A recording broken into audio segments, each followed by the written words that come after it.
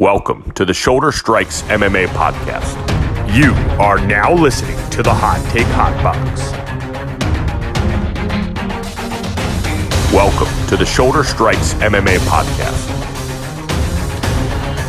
You are now listening to the Hot Take Hot Box. Ladies and gentlemen, it is the Shoulder Strikes MMA podcast brought to you by the Hot Take Hot Box. My name is Matt McSweeney. We are here to talk about the big one, the granddaddy of them all, UFC 300, going down in Las Vegas, Nevada this weekend.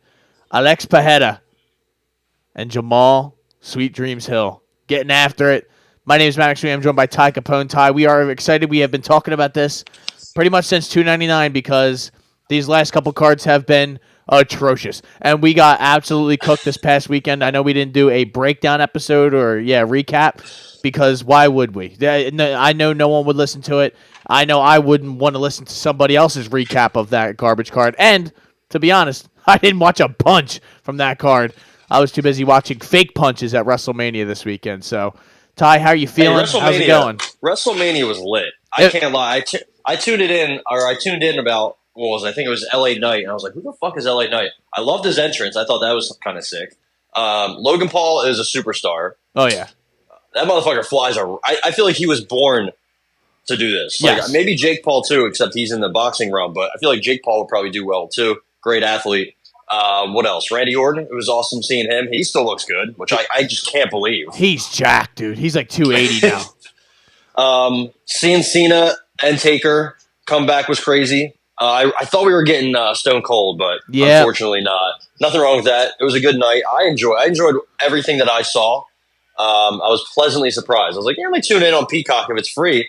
And I actually had a good time watching it, so no complaints over here. Been to a few events in my day, NFC championships. I've been to a playoff baseball event. I will say this, and I swear on everything. WrestleMania is the best thing I've ever been to. That was, it was just like a spectacle, man. There's all sorts of freaks and weirdos from all over the place that come in to watch this, and I don't blame, hey, I'm a weirdo too. I was in there losing my shit, drinking copious amounts of beers out in the parking lot to get myself to go in there and get ready. Got to see The Rock, like you said, Cena, Undertaker. An incredible finish. Just 70,000 people out there. The first night was freezing. The second night was much better.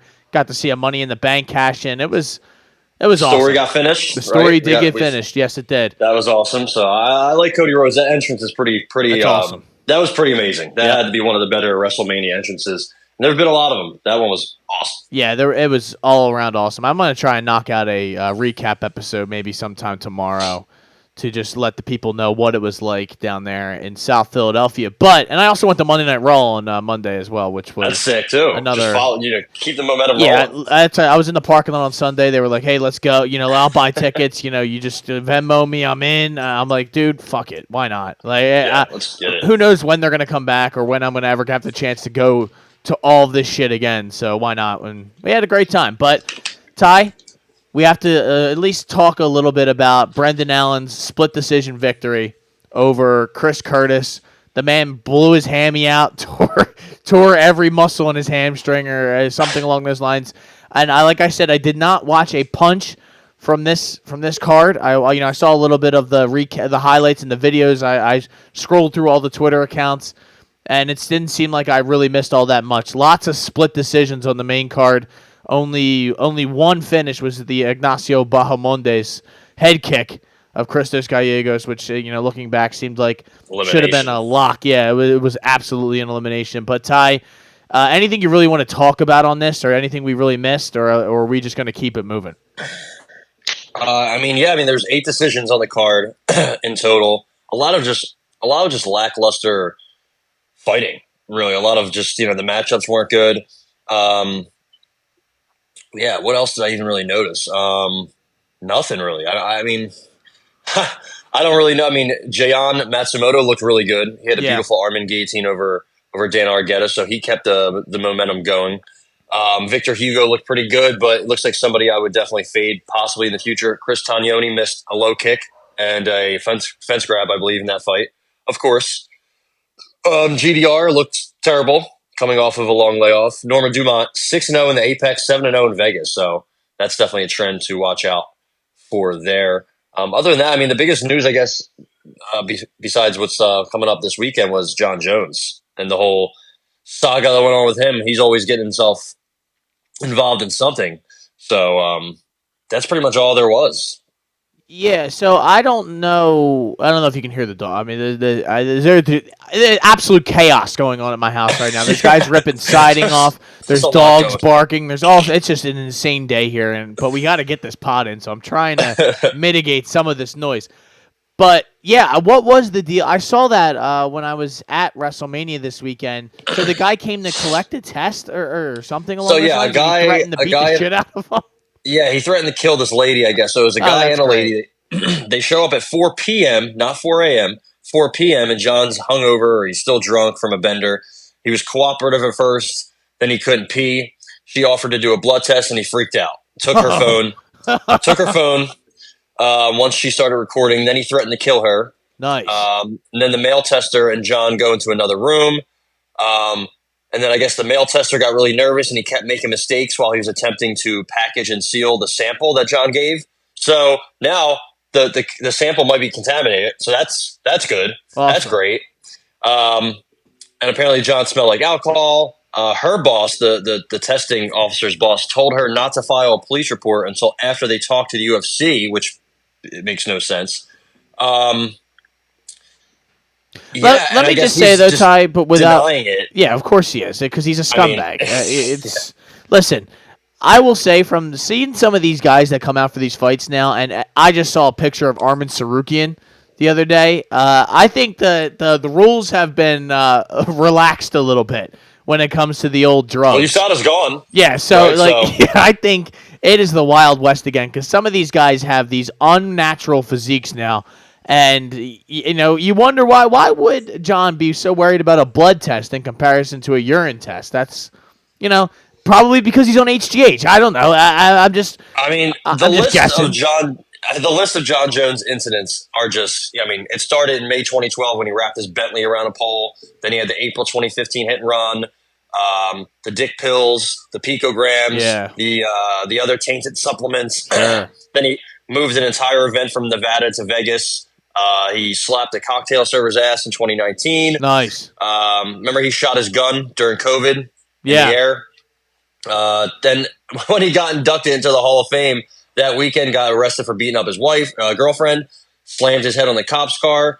It's like every however many years, something happens with him. So obviously you saw what happens with Chandler Jones, what goes on with his life, running around his house naked, recording himself, just, The Belichick song. Can't forget the Belichick song. The Jones family is, their brains definitely need to be studied. So I don't know what's going on with John. I'm sure he'll get off. He can kind of do whatever he wants. But other than that, there's really just nothing else, again, to talk about on this card. Brendan Allen fight was very good. Him and Chris Curtis went at it. I thought Chris Curtis won three rounds, but especially the fifth. But I guess not. Brendan Allen was kind of just desperately trying to get takedowns, and he was getting the back, and then he would get flipped and reversed. And Chris Curtis just, I thought, did better. Also, it seemed like he didn't have a long camp. He came off the couch to take this fight, and I really think he won, man. Whatever fight Brendan Allen gets next, I think I may look to fade him. I do like some of what he does. I just don't think he has the all around game, the gas tank, the cardio. He doesn't take shots well. His striking is just not up to par. To win a belt at 185, you have to be a good striker. Look at all the champs in the history of 185. At least they all had good striking basis. He does not. So Alexander the Great loses another decision. I had a really, really hard time agreeing with the Chepe Mariscal decision over Morgan Charriere. But remember I told you I could see Morgan Charriere dropping a close split. Yeah, That's you did exactly say what that. he did. But I still thought he won the first two rounds, or the second and third round. The third, or no, was it the first and second or second and third? I think it was first and second. He pretty much won most of the fight besides the last couple minutes. So I do not agree with that at all. The judges who were the judges for these fights? I'm not sure. I honestly don't care. I will say, however, Eric Colon giving Brendan Allen 4 rounds is insane, and Brian Miner giving Alexander Hernandez all 3 rounds is fucking also insane. And then Adelaide Bird giving all 3 rounds to Morgan Charriere. While I do think he won That's criminal. Just a lot of criminal judges that are in Vegas. And hey, we're going back to Vegas, so why wouldn't we're staying in Vegas, I should say. So hopefully the thing is, I think we're getting some finishes. I think we're going to get. It's just going to be an amazing night, man. I'm not going to let the judges. Me and you are not going to let the judges overtake this night. No, because I'm firing some inside the distances this weekend. This is a big weekend for you, boy. I'm excited. I can't wait. Ty, let's get into it. I did want to address off the rip of some of these breakdowns. You know, I had some. We've had some people. You know, they recirculated on YouTube. I don't know how the algorithm works, but our conversation about Davison Figueiredo and Cody Garbrandt has now, you know, hit some people's timelines, and they're saying we're a bunch of fucking idiots, me and you. That's what people are telling me, that Cody's not washed. You know, he tore his shoulder against Rob Font. Do your research is what we were told, and we don't know what we're talking about. And I said, yeah, buddy, I'm sure you have all the excuses in the world. I can't help myself sometimes when some of these people are just so stupid. And he said, yeah, well, TJ Dillashaw was testing positive. They didn't retest his sample. I'm like, listen, I'm not going to go back and forth with you, buddy. He's going to sleep this weekend. And that might be my Gold Star Mega Nuclear bet of the week. So I just wanted to say that off the rip, that you people don't call me a moron. I'll call you a moron. How about that? No, absolutely. I mean, we can start. You want to start at the top? We'll start at the top, though. Yeah, I'm not going to let these people ruin our normal. End it. We'll end it with our gold, silver, platinum star of the play of the year. Nuclear mega bet of the night. Yeah, no, mega whale. We also might start this off with a mega whale play. Let's see what you got. Let's see what you think of this main event. I'd like to see what you have here, but let's get into it, Ty. UFC 300, the big one. The poster is horrific. I know we've kind of talked about that, but what a sad poster this is. Just 300 on a flag.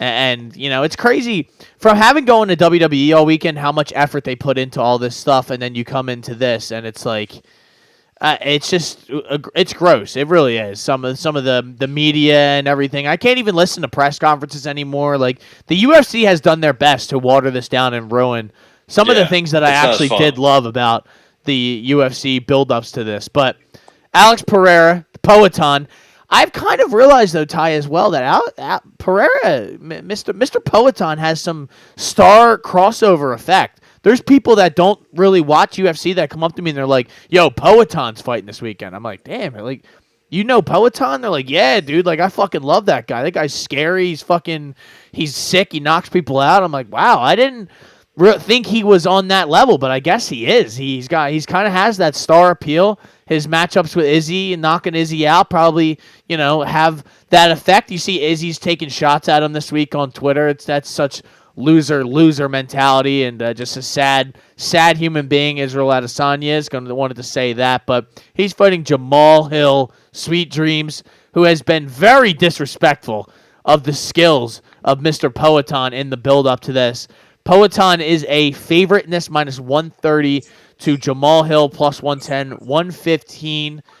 Ty, I think unless Jamahal Hill's lying, which he could be, if Jamahal Hill plans on standing there with Poetan, then I am going to take Alex Pereira. I could definitely see a world in which Jamahal Hill kind of just schools Poetan, and it's just like he's too big for him, too fast for him. And Jamahal Hill, there's a reason that he was the champion, taking out a Glover Teixeira. But listen, an Achilles injury is no joke. It's a very serious injury. It cripples athletes in other sports. Like, I mean, Kobe was already towards the end, but he was never the same after that.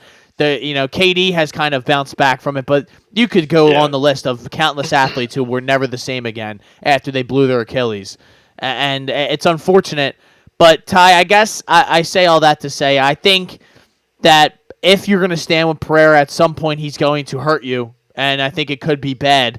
And I think, honestly, overall, I really think the line is appropriate. This is a really close matchup.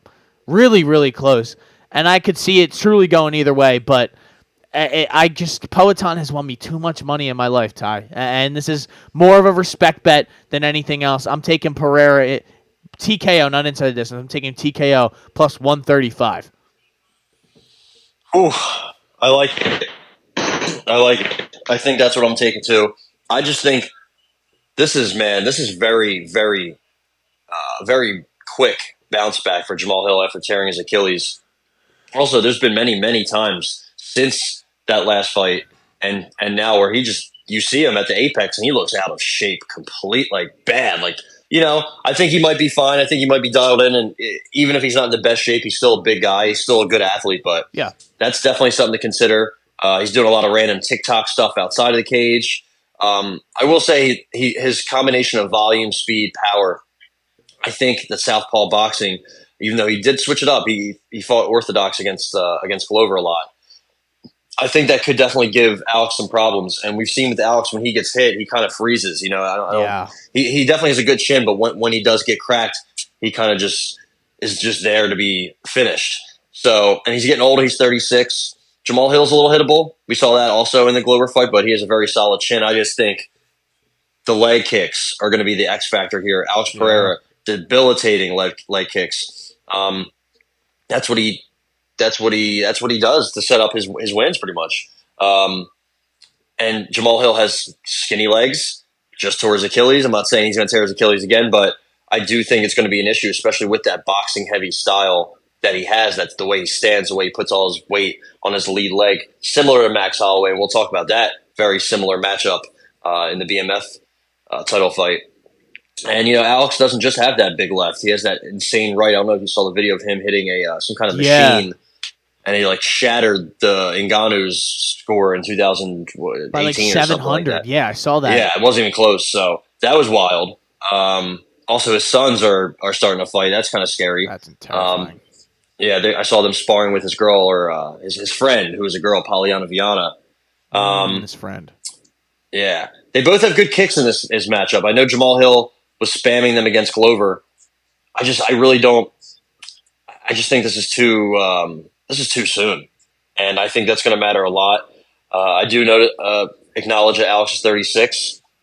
I think Alex wins this, and he gets Izzy at light heavyweight next. I'm going Alex Pereira knockout. Yeah, I think that it's not. I don't want to say it's nothing against Jamahal Hill because I guess it is somewhat against him, but that's just a steep hill to climb coming back from Achilles that quick. I also don't love his attitude, like you said. I think a lot of his different stuff that he's been saying, and then getting mad at people asking questions in the press conferences and the lead up, saying "Oh, well, are you worried that you're not going to be 100% or rusty?" He's like, "What? What a stupid question!" And it's I get that, but I mean, what do you want them to ask you? That's obviously a part of this. It's a story, and he seems defensive of that because maybe that's a thought in his head that he's kind of worried about, that he might not be ready to go when the lights come on, and he might have thought he was ready to go. But when did he tear his Achilles? Was that? It was I think December. No, it had to be a little bit. I'm gonna look. It was this last up. January, right? So it's been a year. Okay, so I guess or maybe not. That's when he fought Glover, so I think he probably tore it. It says July 14th, 2023, Jamahal Hill has relinquished his UFC light heavyweight title, and is headed for surgery after rupturing his Achilles tendon. So, you said that was in June. It hasn't even been a full year. Yeah. I thought I remember him July, actually. Wow, July. So, no, that's... How long is an Achilles? It may take up to 6 months for return to low-impact activities like walking and hiking. Yeah, that's 6 months, and it's kind of like when guys come back from Tommy John. When they come back from that Achilles injury, they're not as sharp. It takes them a little bit to warm up and get back to their regular self. ACL's a little different, but Achilles and Tommy John, I've noticed when players, athletes, whoever comes back from it, they look good or they look ready, but their skills aren't there. They kind of need a year to warm up to get back how they were feeling before. I mean, just taking this on 10, 9 months, whatever. And him saying at one point, UFC 300s, I don't know how ready I'll be to be on that card. They threw him a bunch of money, I'm sure. They needed and he's like, oh, yeah, I'm good. A lot of people are shitting on this main event and hate it. I really don't kind of understand why. I guess they just wanted Conor McGregor versus Ronda Rousey in a huge fight. Brock Lesnar as a special guest referee. They were thinking some WWE shit. I understand that. We talked about it, how I was a little bit disappointed by that, but I kind of came around on it when they just loaded up the rest of the card. And this is about as good of a main event as they were going to get. It's fucking better than having Bilal Muhammad and Leon Edwards stand in front of each other for 25 minutes. I mean, imagine if that was the main event. Everybody's complaining about Jamahal Hill and Alex Pereira, two action fighters who put people out cold. And Jamahal Hill broke. He has the record for significant strikes landed in a light heavyweight fight. Yeah. With all the legends that have ever fought in this weight class, he is the one breaking records. Then you have Alex Pereira. Like, you really mean to tell me this is a bad fight or boring? Get the fuck out of here. That's stupid. Yeah, if you're disappointed in it being 300 and should have been a different main event, okay. Sure. But I'm not necessarily in agreement with you, but I understand because I did think about that. You just had to get over it because this is a great card. This is a great fight.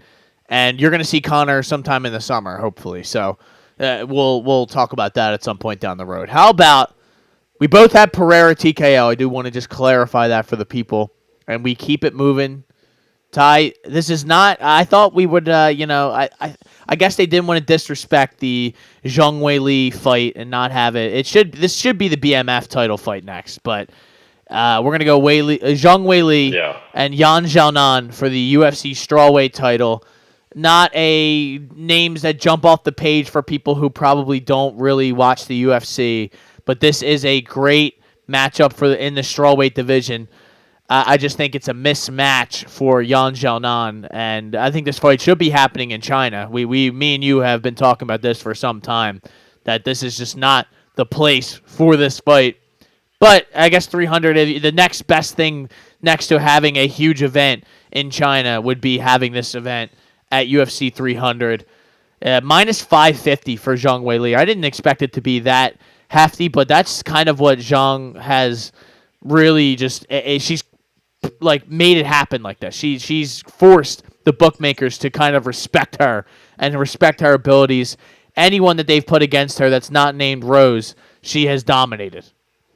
Really. It hasn't even really been close, especially since the UFC. She lost her first fight in 2013 to a lady named Bo Meng.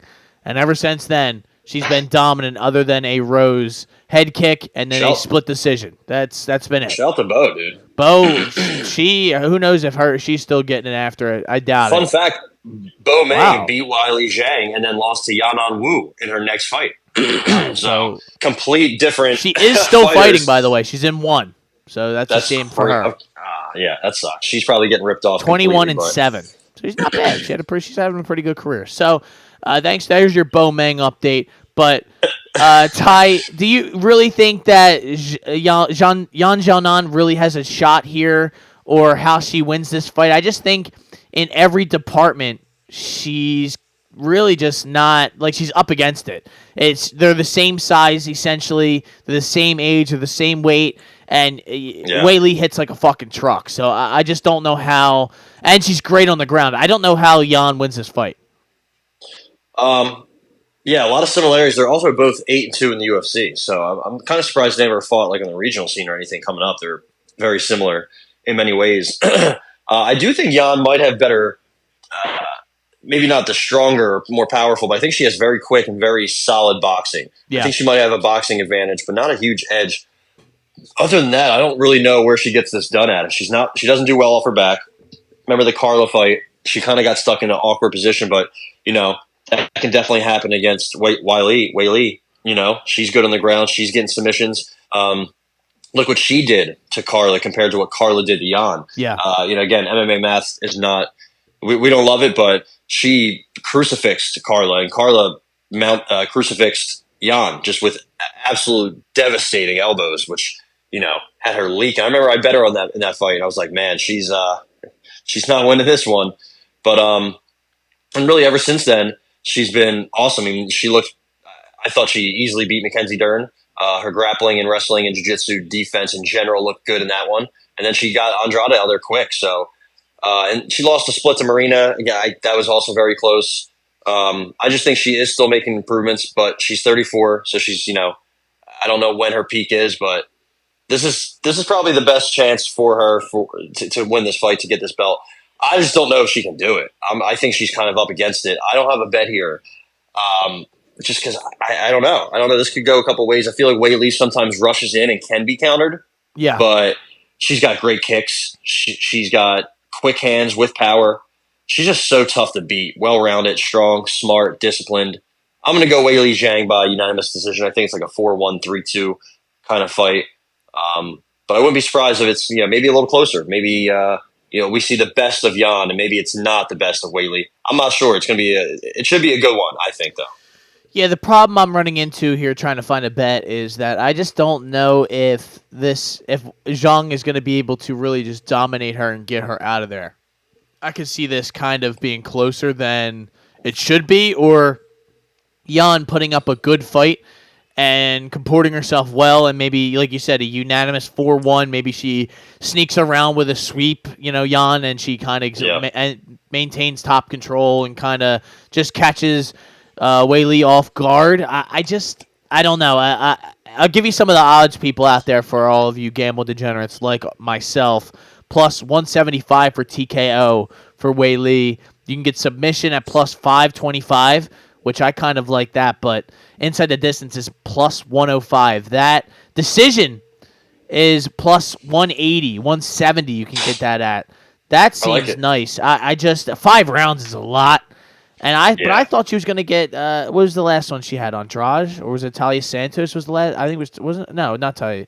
Lemos, right? It was one of the Brazilian ladies. Amanda Lemos, yes. And I thought she should have got her out of there, but she was tough. And Yan Xiaonan is tough as fuck because she should have been out of that Carla Esparza fight much before she was, but she kept fighting. She kept trying to get out of that crucifix. Eventually the ref was like, I have to stop this fight. You're getting your fucking head bashed in. So I think I'm going to go that decision bet. I think I will bet that. This seems like a good spot and a good number for that. So plus 185 for Weili decision. Yeah, I was thinking about over 3.5 or over 4.5, but I'm going to stay away here. I do think she wins the decision, but I could see maybe somebody gets a finish just because of how dynamic these ladies are. But for sure, I do side with you. I think. Yeah, like it could go either way. That specific element of this fight. I don't know how this fight ends. I just know at Weili, if you can get a lower number, throw it in a parlay. I'm not a big fan of throwing in anything above like 300, 400 in the minus category, but I know some people out there who do it and they like it and they make money off of it. So. To each his own. How about, Ty, the BMF title is on the line here in the feature bout of the night. Justin, the Highlight Gaethje. Max Blessed Holloway. This is an awesome fight. This could have been the main event, and I would have been like, all right, if they had loaded the rest of the card up, I would have been okay with it because this is a UFC... a hardcore UFC's fighter fans' dream. This is exactly what you asked for. Justin Gaethje coming off of the elimination of Dustin Poirier, minus 155 favorite, to Max Holloway's plus 130, 136. I think the odds have kind of moved towards Holloway as the fight has gotten closer. I'm not as confident or bullish on Gaethje as I was when the fight maybe was announced. I've kind of liked what I've seen from Holloway. Holloway looks ready to go. Looks like he's taken the time to beef up a little bit, get himself, in better shape than he was maybe for that Poirier fight the first time around. So I guess I'm a little concerned or worried more than I was, but I guess I'll ask you, Ty. The original pick from me was TKO for Gaethje. I guess I'll ask you what your pick is. Yeah, I'm going to do the improbable. I got Gaethje by TKO. I think he's going to finish him. I think he's going to be the first man to ever, right? It would be the first man to ever finish Justin Gaethje, or I should say Max Holloway, with strikes, right? Because Dustin Poirier submitted him way back in the day. I think that's the only time he's been finished. Yeah, so it's hard to ever predict when somebody like this is going to fall. Like, how am I going to predict Chito Vera going to sleep one day? I don't know. It's just going to happen. Since that Dustin fight at lightweight, he has he's just taken a lot of damage. I mean, the Volk fights, the Arnold Allen fight, he's starting to get stung. Besides the Korean Zombie fight, as of recent, he's taken some damage in pretty much every fight. I know he's obviously handed out a lot of damage, but even in the Cater and Yair fights, he took some shots. And then Arnold Allen, he took some more shots. I mean, he's got the volume, cardio, durability edges, but he just doesn't have much power, especially at 155. I think, the damage is going to add up here. And Justin Gaethje, those debilitating leg kicks that he has are going to be huge with Max's boxing style and how he's heavy on that front foot, that front leg. Yeah. And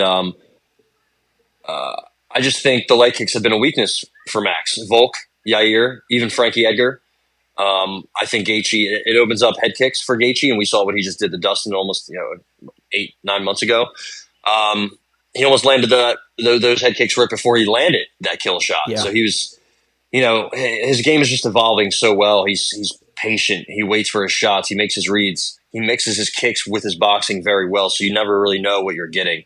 He also just said he got a concussion 18 days before he fought Charles Oliveira riding a bike. So that's just dumb. He's not the smartest guy in the world. I'll say that. No, definitely not. But that's why he's fighting, right? So it's tough. It's tough to really predict Max going out. But man, this is a tough test. Not that Dustin was, or not that Max doesn't take tough tests, but he's also talking a lot about Topuria as of recent, and I don't like that. I don't like that you're moving up to fight somebody who's a killer, and you're talking about somebody in your weight class that's also a killer. But that's not what you should be worried about. You should be worried about this. What would happen? Do you think if, let's say, Max Holloway comes out here and knocks out Justin Gaethje? Does he get a title shot at 155? Do you just give it to him? I mean, why not, right? That seems like you would have earned it, because who would jump over you other than Sarukian and maybe Oliveira? It would kind of be up to Max. Yeah, I think he would. You 100% earn that. After he just knocked out that guy, you go out and you finish Justin Gaethje like that. That's craziness. That's all that would need to be said at that point. But Ty, you go through it, you're like, damn, Holloway hasn't finished anyone since. I mean, other than I don't count. I guess it's TKZ, right? Yeah, I don't count that, to be honest. But other than him, before that, yeah, like he should never. They should never have been in the same cage, like since Ortega.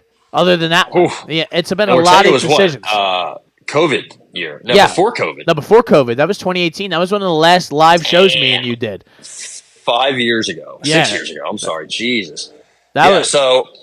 And he's moving up against Gaethje, who for sure has taken his fair share of damage. He's 35 years old. That's, you start to get dicey around that age. But I don't know. I mean, I think his striking defense has improved. I think he still has a good chin. It's not like he does the chicken dance like he used to do early in his career.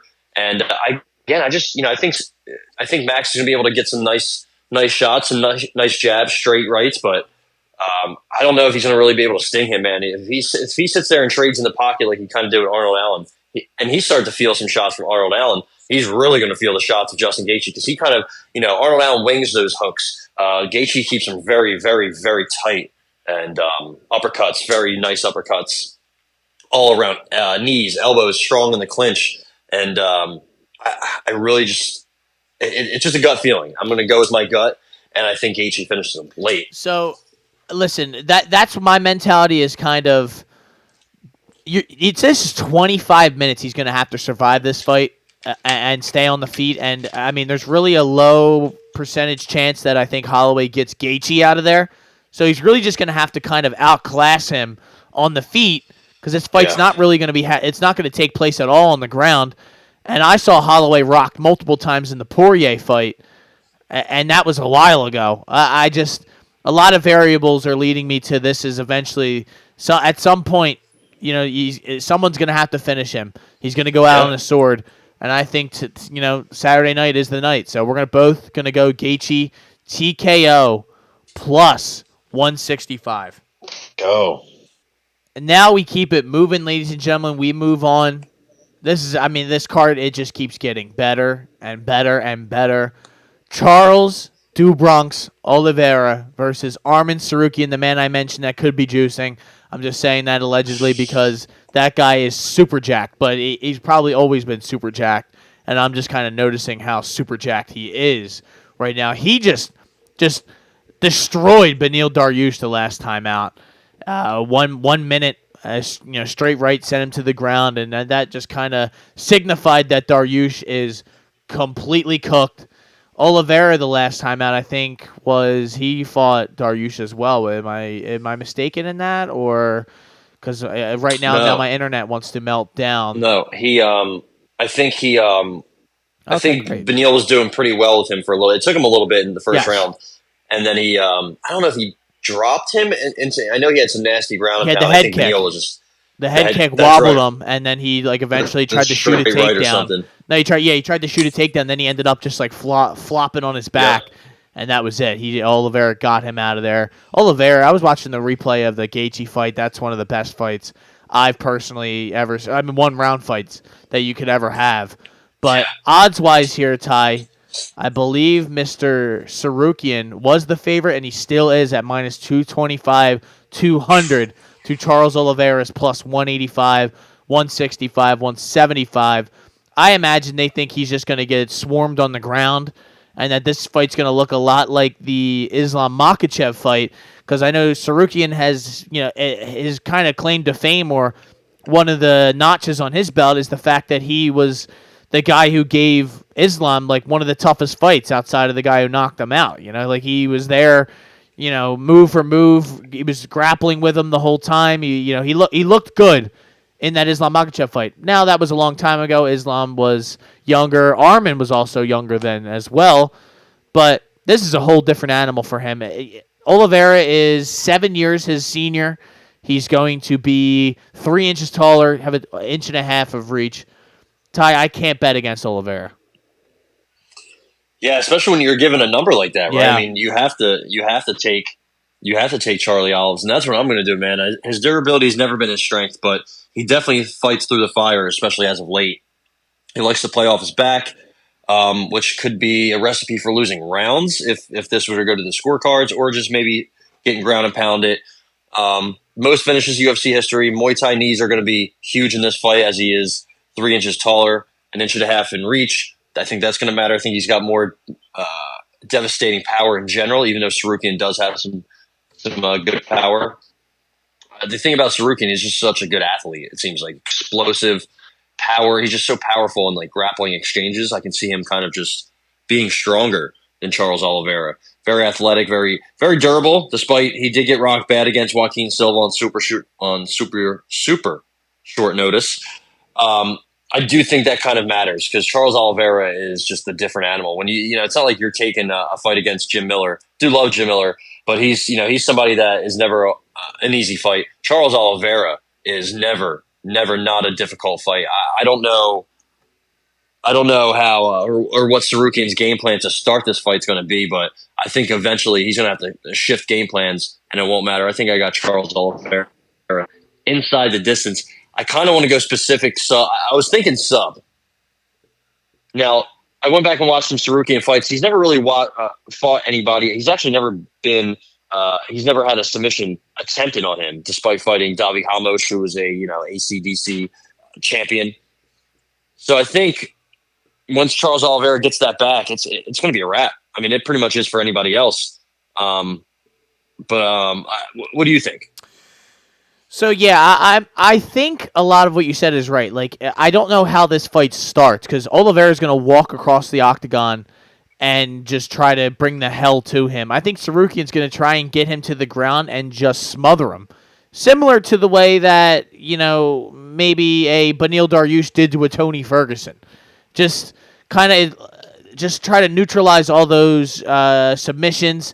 Not really get a submission of your own, maybe, or maybe you could, but I think giving up a position and maybe giving your backup against a Charles Oliveira is a little bit of a dangerous game. I think Sarukian is a little bit overlooking Oliveira and thinking that he's kind of a one-trick pony and that he's going to be easier to get him out of there.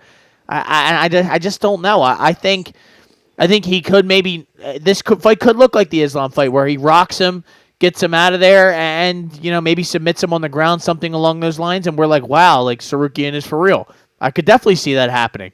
I refuse to bet for that to happen because I don't. It's not. I don't know. I don't think that's a good. I don't think it's a good bet. I just don't. I don't think Sarukian has proven himself to be at that level yet. It's unfortunate. Yeah. My mentality. That's why I probably lose. I have to see it first. You can't tell me that I'm supposed to expect him to make this big jump up in competition. And this is a guy who was growing grapples for grapples with Mateusz Gamrot, who we've seen. I mean, Beneil Dariush just smoked Gamrot. You know, like I know MMA math doesn't work because then he went on and smoked Beneil Dariush, but you know, you're talking about Damir Ismagulov, you know, Christos Gallegos, Joel Alvarez, Joaquim Silva, and Beneil Dariush are your last 5 wins. That's a little bit different than what Oliveira was going through in his last 5 wins. So that's the problem that I go into when you talk about some of these fights. And Oliveira was fighting 5 rounds in a lot of these fights. He's now back to 3, so he's going to have cardio for days. I think he finds a way. And I think the number is right. If it was on the other side, I probably would be betting Sarukian. It's just one of those fights where we talk about whoever the underdog is, I'm probably taking them because it can really go either way. I feel good about this Oliveira bet, though. Yeah. What are we doing, though? Sub? I want to take sub. I think inside the distance is a pretty good number. I think I'm just going to go with that. I'm thinking about money line because I don't think the inside the distance is plus 275. Oh, I can get money line at plus 185. So I don't know if it's that big of a jump or worth it to me. I agree. I think it's probably more likely if he does win that he gets him out of there. So maybe I would sprinkle with sub on the side, but I think on the card I'm going to take money line. Let's do money line. I'm with you. Yeah, I don't know. I feel like it's, you know, I could see a split decision kind of where this is a war and Oliveira wins, or Sarukian's tough. I can't imagine it's going to be easy to get him out of there. That maybe he controls him on the back and he wins a round, or, you know, maybe knocks him down one round and kind of steals this or that. 15 minutes is quick for when you're talking about guys who have been in there fighting for titles and main events on a card like this. So we keep it moving, Ty. This is the first fight of the main card, kind of just a showcase. He could have put any other fight in here, but this is, you know, in a sense to kind of just show the money-paying people out there what the future is. Bo Nickel fighting Cody Brundage. And I'm not saying the future is Bo Nickel. I'm saying the future is Cody Brundage. No, seriously. This fight, what a joke.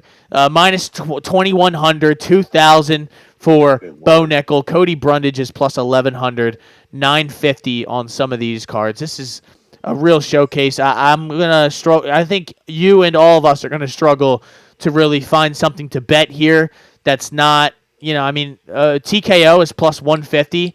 A couple of fights ago, you would have had that at plus 500, 600. Submission is minus 145.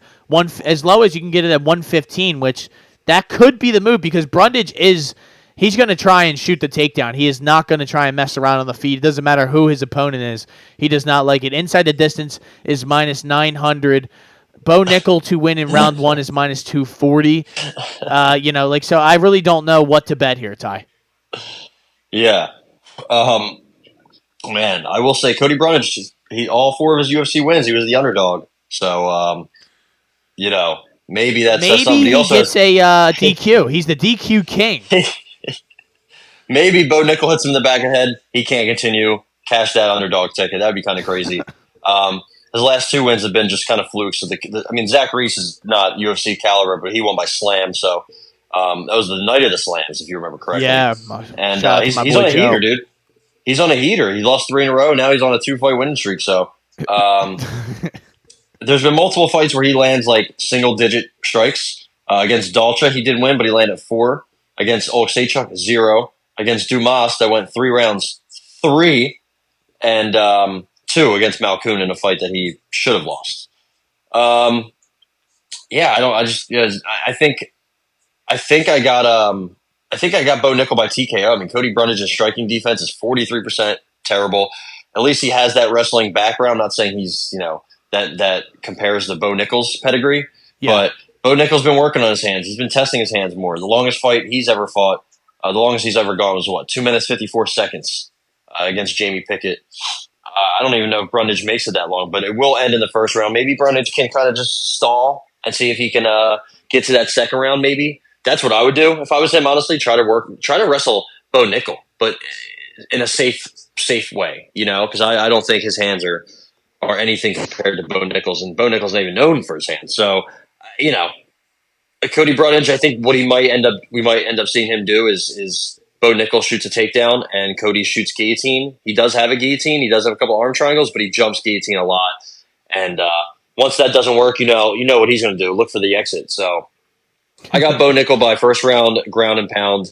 I think that's how he gets him out. I mean, maybe he knocks him down to start. I don't know. I can see it going a couple ways, but either way, I got Bo Nickel by TKO. Probably not going to bet it. I just don't think it's bettable. And I want to at least wait because we still have some questions on Bo Nickel, but I don't know if we're even going to get the answers in this fight. Well, listen, this guy is a bum that he's fighting. I never seen a fighter quit the way he quit in the Cedric Dumas fight. Never seen anything like that. I saw that guy. He didn't want to be there. I saw that guy Clint on Twitter. He's all in on Cody Brundage, taking Cody Brundage in this fight.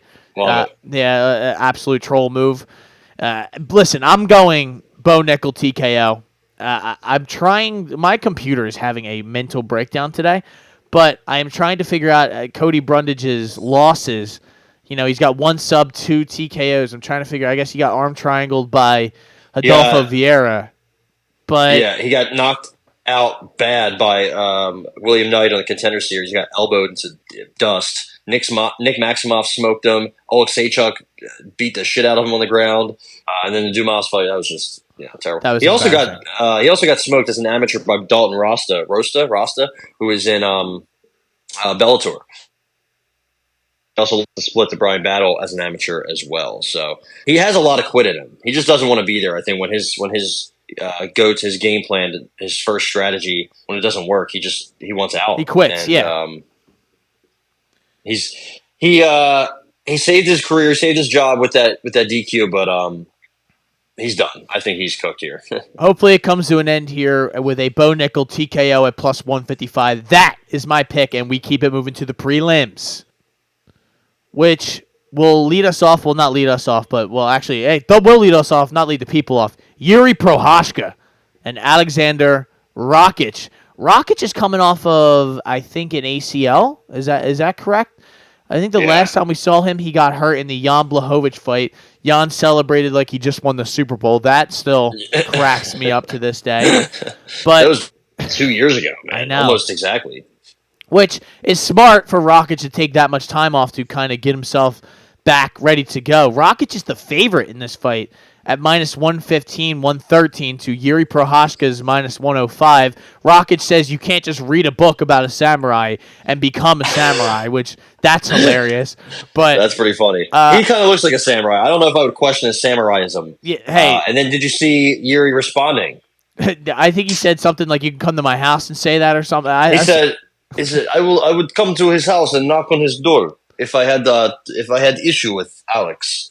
And then he started to talk about how, I don't know, it kind of just got away from him.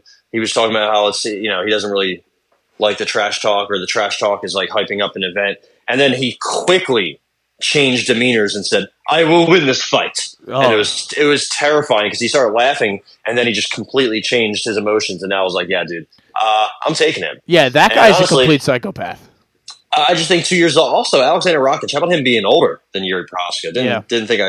Didn't see that coming. Also, Yuri has a longer reach. I do have issues with Yuri's striking defense all around, the legs, the head strikes, everything. I don't think it's necessarily suitable for winning, necessarily, especially in the long run. But he has knockout power, unorthodox striking, and that's going to be the X factor here. I think Rakic swings hard. I think he hits hard, but I think he has average boxing. He does have really good low kicks. He does he's a smart fighter. He wins fights at light heavyweight. It'll be a little boring, but he'll grind you out, make it boring. I guess best way I would put it, he optimizes his win condition, if you will. But he doesn't really like it when fights get ugly, kind of like the Vulcan fight. And Yuri makes it really ugly in there, man. It's tough with Yuri. I got Yuri by knockout. I got Yuri by TKO. I think Yuri puts him out. I think he shows him that he's just on a different level than him at this light heavyweight division. I think Yuri has a lot to prove. I think he's still, again, only being 31 and doesn't even really have that many UFC fights, right? He's only 4. Fought Vulcan, Reyes, Glover, Alex. And now he's fighting Rakic. I think he knocks him out. He does have a submission over Glover, but spinning back elbow, a flying knee into a uppercut, a flying hammer fist, something crazy Yuri's going to hit Rakic with, and I do not necessarily trust Rakic if this fight gets hairy, if he gets hurt. There's been 2 times where he's knocked a guy down and not finished them, That was Anthony Smith and Justin Ledet, and those fights were, I think he had 24 combined minutes of control against those two guys, and those are fights you have to finish. I don't care if you're trying to be safe and secure. Devin Clark knocked him down. I don't know if you remember that. That was wild. So I just don't trust Rakic. I really never did. I do think he's talented and skilled and smart, but I don't see it. I don't see it on the feet. I don't see it in the striking, and I think tearing your ACL and having that much time off, it's gonna hurt. When you have that much ring rust and you come back and fight somebody like Yuri Prohaska, I don't know how the fuck you deal with that, or how you adjust that. It's gonna be tough, man. I got Yuri Prohaska TKO plus 175. I got 195 on here on the sheet for you. We were able to, after calling all Louis from down the corner, I said, hey, man, what kind of line can we get? He called Vegas, and they said, hey, we can get, hey, yo, buddy, we can get you TKO plus 195 via Louis FanDuel, which, hop on that before that changes for Saturday night. But how about Calvin Kattar? Calvin Kattar and Aljamain Sterling, the Funk Masters, making his 145 debut, back to a 3-round fight. He's fighting Calvin Kattar, who is coming off of, I think, a domination, correctly, of, was it? No, that's Arnold Allen. I am totally off on that. I'm thinking of somebody else, which we will get to in the next fight. But Arnold Allen, knee injury. I don't remember that. Yeah, he tore his ACL. Oh, that's right. Okay, yep, and then he lost that split decision to Josh Emmett. I just remember him destroying Giga Chikadze. That was one of the last times I remember him seeing in the cage. But Ty, he's not the favorite. Aljamain Sterling is the favorite, minus 172. Calvin Kattar's plus 145. Ty, how do you feel about this? Are you leaning towards the Funk Master? I was originally leaning towards Calvin Kattar when this fight was announced. I think Calvin Kattar is going to do good at keeping this up on the feet, and I think if it stays on the feet for an extended period of time, that Aljamain Sterling is not going to do well, and he's going to lose. But I guess I'd like to hear your opinion first before I make my declaration. Yeah, I think I kind of agree. I mean, we've seen Aljo in most of his career so far. I think this weight class might be better for him, but with his style, he's still kind of short. He's also kind of old, 34 years old. Kattar's 36. Sterling's definitely, he walks around probably like 160, 170. So this is probably more suitable for him. However, he isn't longer and stronger necessarily than everybody anymore. He always was.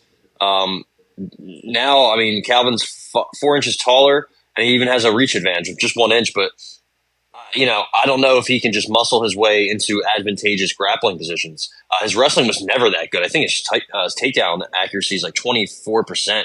So he couldn't get Sean O'Malley down. Not saying anything about Sean O'Malley, but Calvin Kattar has shown good takedown defense. Josh Emmett was 0-4. Dan Ige was 0-9. Sabit back in the day was only 1-4, and he only had 50 seconds of control. So I think Calvin Kattar's the issue with him, he's just getting older, and you got to worry.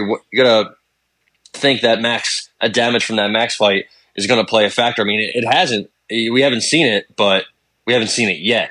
It could always happen. He could always fall off a cliff.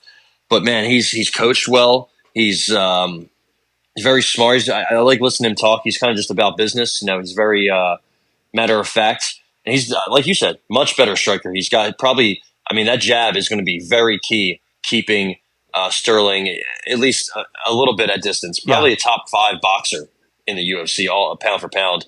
I think if he wasn't coming off of a torn ACL a year and a half ago, I think maybe he would be a favorite. Maybe a slight favorite or a closer dog. I'm going to go with Calvin Kattar. I think he's going to win this fight. I don't know if he finishes him. I could see Aljo, looking for a way out when things get hairy. We've seen that before. He doesn't have the best chin. He doesn't like getting hit. But I think this is going to be kind of a weird fight. And I'm going to go Calvin Kattar money line. All right, I like that. I think it's a good bet because of that reason you just gave. Like, I could see maybe Aljo doing that, all fours, swinging his head back and forth, looking for the takedown, just kind of playing the game of not allowing yourself to be struck, but trying to go for like the takedowns and just you playing the game a little bit. This number that I'm going to say is a little too high for me not to take advantage of it. Calvin Kattar's a plus 500 on the TKO line. I can't let that go by without playing it. So I'm going to say Cater plus 500 TKO. Ty is on Cater money line plus 145. And I like. It's kind of crazy. Cater plus his knockout is plus 500. Sterling sub is plus 450. You got to think that's kind of their best ways of winning, or their most likely, or just the way they fight and fighting against each other's strengths and weaknesses. You'd think that would be, I don't know. The line just seems a little off. I mean, over 2.5 rounds is minus 225. I thought maybe the odds makers thought there'd be a better chance of a finish, but I guess not. Yeah, I mean, I understand it. Just, I guess Cater's not exactly the most ferocious finisher. I mean, I don't know, though. I feel like he's got some heavy hands. I don't trust those New England cartel guys. Never have, never will. Yep. But I don't know. I don't like Aljamain Sterling, and I don't like his game. I don't think he's gonna. I don't think his game's like gonna age well. Or the Longo Weidman guys either. No, I don't. Whoever. I don't like him going up in weight.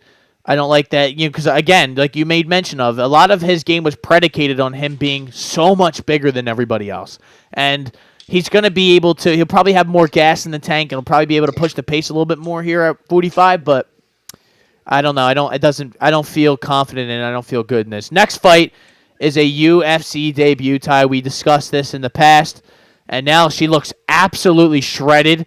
One day before her weigh-ins for her, I don't think it's her first 135, but it's her first in a while. Kayla Harrison, the PFL god, is making her UFC debut against Holly Holm.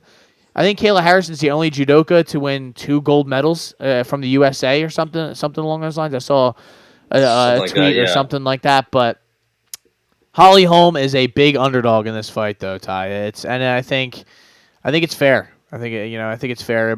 Minus 450 for Kayla Harrison, plus 330, 340. I would love to take Holly Holm in just a sort of prayer underdog sort of spot. Holly Holm has good takedown defense. She always has. For the most part, she's physical, and she's, always in great shape and ready to go. She's just, what is she, 42 now? She's getting older. Yeah. I mean, she's just oldest person on the card. Yeah, and right, she is 40. She's 42. 42, yeah. So, and the last fight, she didn't look great for her, although it wound up being a no contest. Still, she looked great in the first round. That got cracked in the second round. That was not good. Yeah. I don't even know. Why was it overturned? Myra Boyne Silva tested positive or something, right? Something along those lines. She got dogged. She kind of got ragdolled a little bit in that. Her striking isn't as crisp or as powerful anymore, right? I mean, she's just losing so much of her game, her speed, her footwork, maybe her chin. I don't know if Kayla gets a finish. She hasn't really got a finish since, I guess, Martina Jindrova. Okay, so not too long ago. But still, I mean, a lot of decisions on here. I guess she did fight a 145-pound bout in 2020, but so, I mean, she's predominantly been at 155, 150 against Aspen Ladd.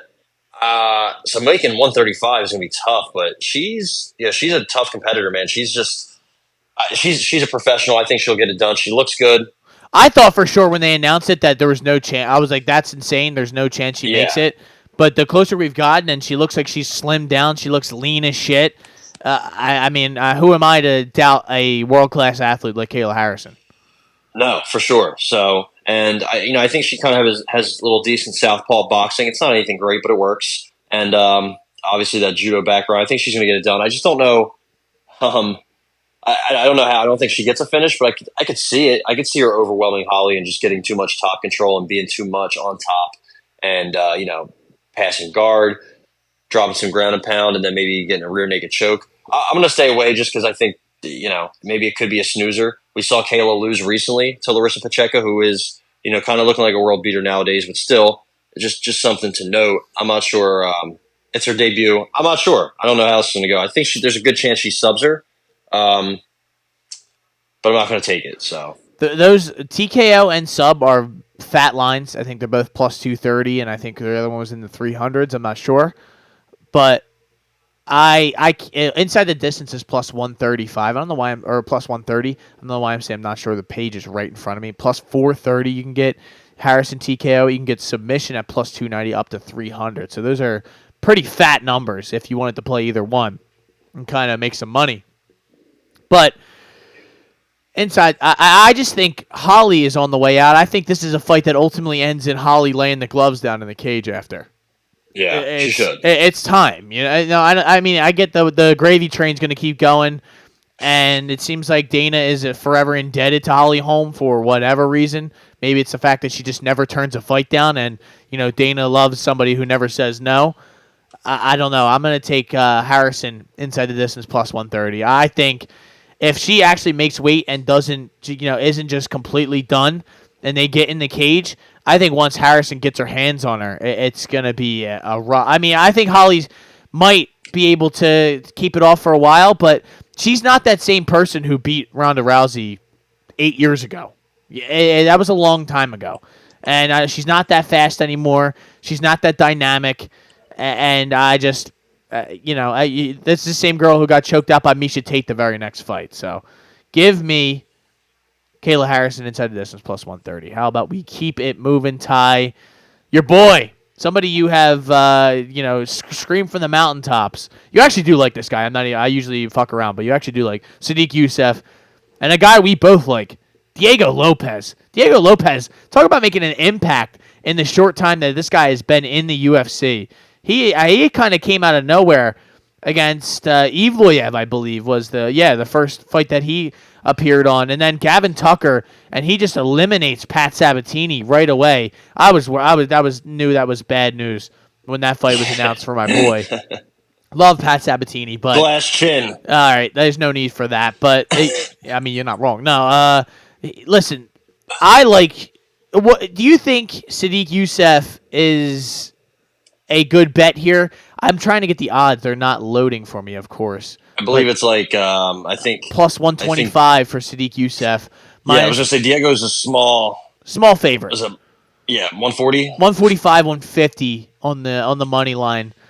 I don't think I could bet against. So if I don't like Diego Lopez, which I do here, but I don't know if I like him for a prop or anything. So this might be a stay away spot for me. Man, this is a really tough one because on one hand, I like them both. I was very disappointed with Sadiq's last fight against Barbosa. I know it was a tough Barbosa, but after the first round, where I thought he should have gotten that finish, he didn't really have anything, man. No. And I do think his grappling has come a long way working with whatever that scumbag's name is, Lloyd Irvin. Why is he a scumbag? Oh, there's been a lot of bad accusations out there about him, but shit. For another time. So I think he could maybe stave Diego Lopez off at least for a couple rounds because we've seen Diego Lopez slow down after the first 7 minutes, 8 minutes. So who knows? I think there's still some questions. His cardio late in the fight, his power, if he can carry into the late rounds. He definitely has power early. Just a lot of firepower. And obviously his jiu-jitsu is world class. Very dangerous guard. His wrestling not great, but no matter if you get tangled up with him anywhere and it goes to the ground, you're in trouble. It's kind of like Oliveira. You've seen what his impact has done to Alexa Grasso's career. So I do think Sadiq has been 5 rounds, but again, I think most of that 5-round fight was kind of a poor performance. He does have that good technical striking, but he's very, very chinny. I was going to say kind of chinny, but Gabriel Benitez, Barbosa, Arnold Allen, Alex Caceres, Andre Fili, they all rocked him. And his grappling is kind of solid. It's come a long way. He's had some good scrambles against Caceres and Fili, but Diego Lopez is world-renowned jiu-jitsu and, very good athlete. It happens in the blink of an eye.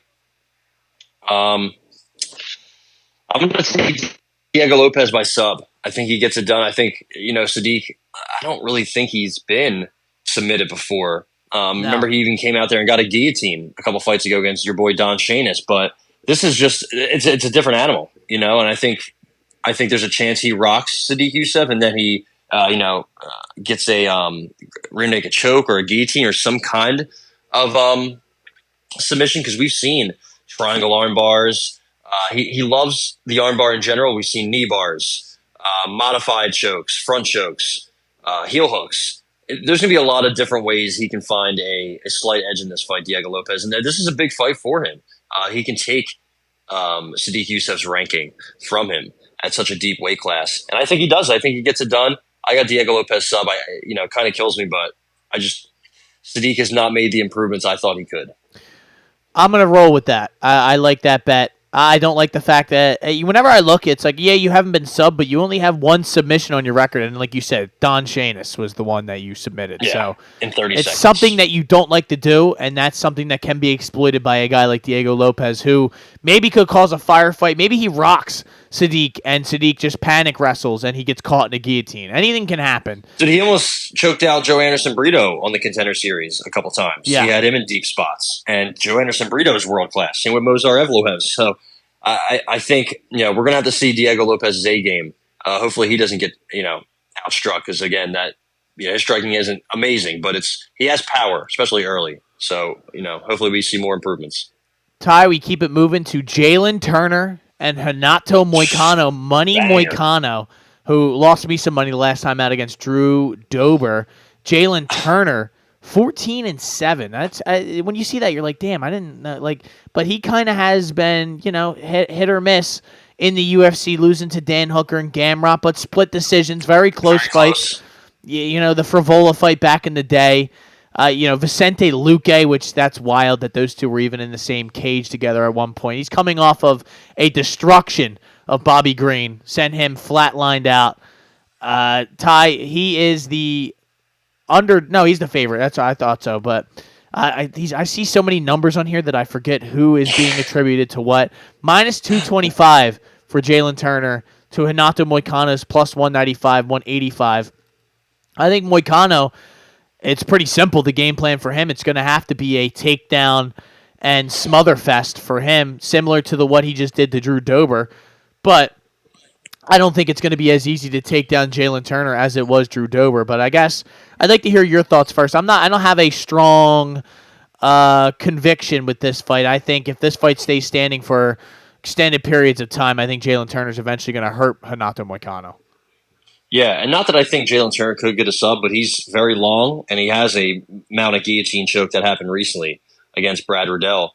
I think Moicano also fought Brad Riddell, and he choked him out too. So I don't think that's necessarily going to happen. Still crazy. Jalen Turner is our age, 28. Yeah. 4 inches of height, 3.5 inches of reach. I like Jalen Turner's game, man. Very long, very rangy, has KO power with a very unpredictable style. I think he has some good striking defense, but he does have a history of being chinny, even though I don't think we've seen that as much. It was kind of early in his career. Again, he can get some opportunistic subs. I think he could have beaten Gamrot, and I think he should have finished Dan Hooker, but woulda, coulda, shoulda, right? Yeah. Either way, I don't know, man. I think Moicano, he's funny. He's been talking shit on the mic of late. He's got a podcast and stuff now. He's kind of in the public eye, but the RDA fight was not even close. The Dober fight was closer than it probably should have been, and I wasn't really too impressed by him. Drew Dober has a takedown defense. I think it's like 56%. That's never been one of his go-tos. Fiziev smoked him. TKZ smoked him. He's been smoked in pretty much all of his losses. When he fights up, kind of the Calvin Kattar fight is the only exception. I just think, he's 34.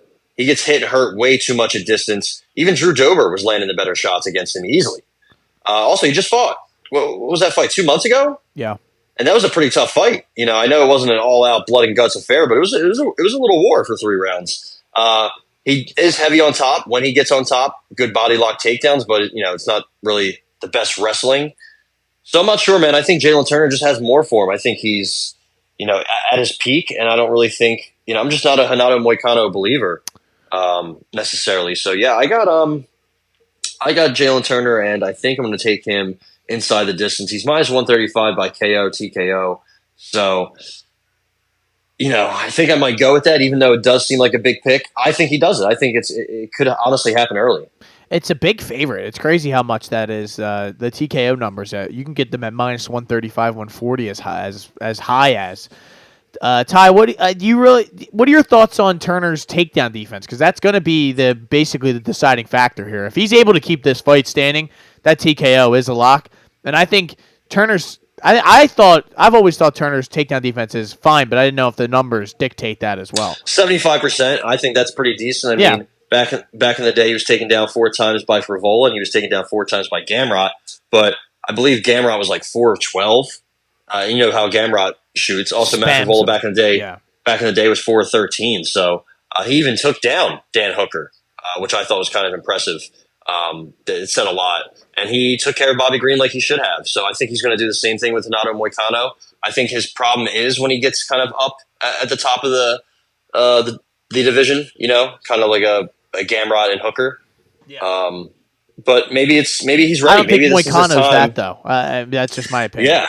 No, I mean, Moicano is ranked, but I think that ranking could go very soon. And I don't think he has enough for him. He's going to have to get maybe not a fluke, but like a lucky, opportunistic sequence to get his back. And then if he gets his back, it might be over. But Jalen Turner is very long, very strong. He walks around at like 180, and he's in his prime. I think he's got this one wrapped up.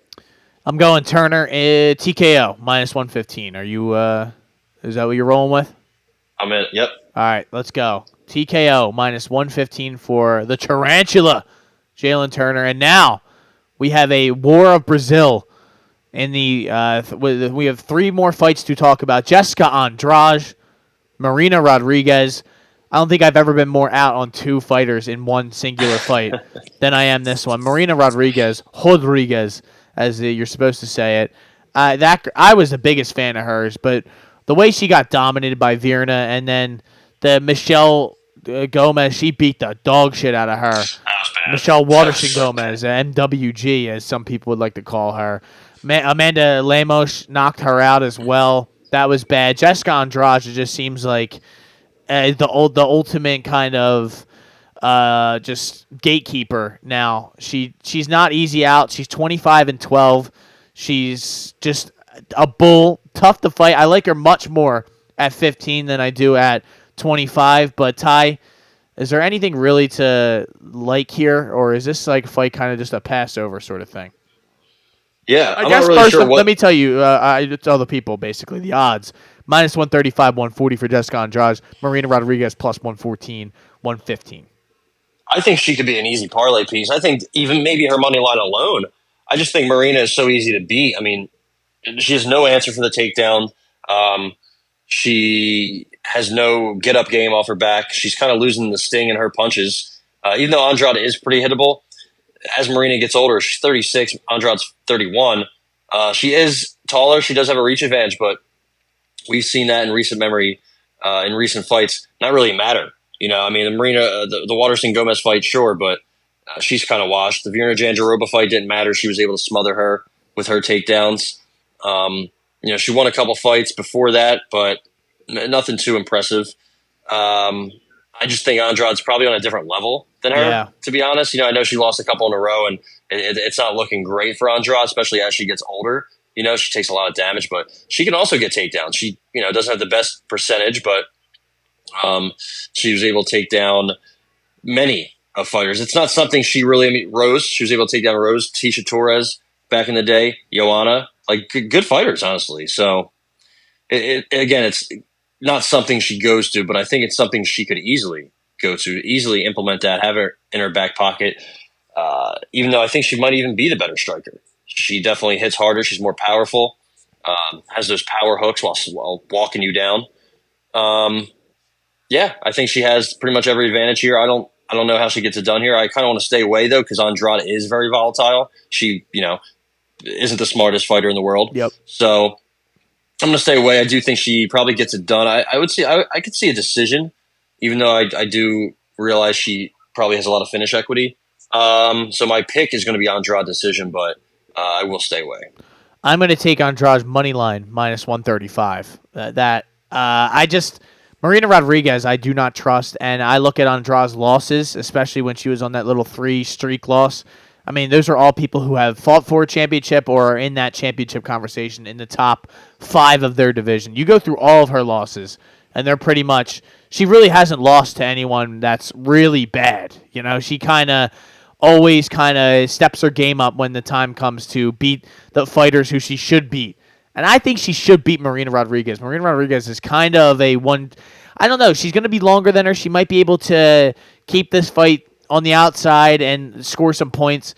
But her game, I don't know. I just Marina Rodriguez, I'm so out on, and I could see this fight getting smothered on the ground, which Andrade is powerful, and I could see her getting it to the ground pretty easily in the similar sense that Virna Jandiroba did. So that fight is burned in my memory, and I'm just gonna go Andrade money line. Hope that version of her that I need to show up shows up. How about this? I like it. Bobby Green minus 185 against Jim fucking Miller. Plus 140. You can't say it, though. You're not allowed to say it on TV. I guess Bruce isn't going to say it. That's pretty fucked up. He's not allowed, apparently, because it's on ESPN. Yeah, I would just say... Because he's not as good as Joe Martinez. Yeah. Jim fucking Miller. All right. No, we need Joe Martinez for tonight. Joe Martinez stinks, but... Stop. Yeah, he's horrible. He's horrible. What about Diamante? What's he doing? Get him out. Get him out of the He's got to be doing a Golden Boy fight in Mexico somewhere in front of a crowd of 25. He's probably preparing his voice, smoking some cigarettes before he gets out for the Canelo fight. Canelo's fighting soon, right? I'm almost positive. Yeah, May 5th. Yeah, Cinco de Mayo. Always around Cinco de Mayo, and then Mexican Independence Day are the 2 days that he likes to line his fights up. But Ty, Bobby Green coming off of, I think, the last time we saw him, he got killed. Very recently, less than 4 months, I think, ago, is when he fought Jalen Turner and got absolutely just, shelled to sleep. And as you recall, Chris Tognoni I think he had a ticket on Bobby Green. He's like, maybe he'll wake up. Maybe he'll wake up. Maybe he'll wake up. And he didn't wake up. So that was probably the most egregious. Yeah, that's true. I didn't even think. Worst stoppage or lack thereof stoppage I've ever seen. We've seen a lot of Mazzagatti. We've seen a lot of Yamasaki. Chris Tognoni, terrible. He's just so bad. I love when there's like two like non-Americans fighting and two like very clearly non-Americans that are like just got just making their debut from Brazil and China, and he's like, push, don't grab, push, don't grab, and I'm like, bro, they don't know what the they fuck have no idea you're what the fuck talking you're about. talking about. Yeah, and also stop. How about you intervene instead of just shouting to these people who don't hear you? How about you Anyway, hate Chris Tognoni. He's the worst. And I saw Bobby Green talking about that fight and that stoppage. Oh he's a very odd fellow the way he talks and dresses and acts. But he thought what he was saying basically was like, yeah, bro, that seemed a little late of a stoppage. I was like, yeah, bro, you think? So just because of that, I'm tempted to bet against him. You know what I mean? Yeah. I do think Jim Miller, he's shown lately anyway, he's got some power in his hands. Now, it kind of is only there for about 5-6 minutes or 7-8 minutes. He has good, sharp leg kicks. Obviously, he's the only guy that was on 100 and 200. You know who he beat on those cards? What, 200? 200 and 100. So 200. I actually it just popped up on my page. So Takanori Gomi was 200. 100 I do not know, but I'm going to scroll down a little bit to find that out. It was Mr. Mac Danzig. Also, do you know who the only other potential fighter who could have been on this card that would have been at 100, 200, and 300 was? I don't know. Brock Lesnar. Wow. And there was, we should have got him. We should have got him on there. Put him against Mark Hunt in a grudge match. I'm just saying.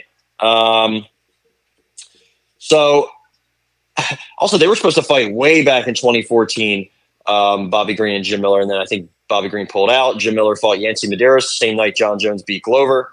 I will say, man, Bobby Green's fought a lot of fucking monsters recently. Yeah. Even guys that he's kind of dispatched. Grant Dawson, he was a huge underdog in that fight. If you look at who Jim Miller's fought in recent memory, it was a Wash Cerrone, Alexander Hernandez, who we know the truth about him. Awash Benitez, Jesse Butler, your boy. You thought that was going to be a huge play. Nicholas Moda, Eric Gonzalez, just Roosevelt Roberts, Scott Holtzman, Vince Pichel, Joe Selecki. Just not really great fighters. He's had some good matchups. I am impressed with what he's been able to do. How he looks the same as he did 20 years ago, it seems.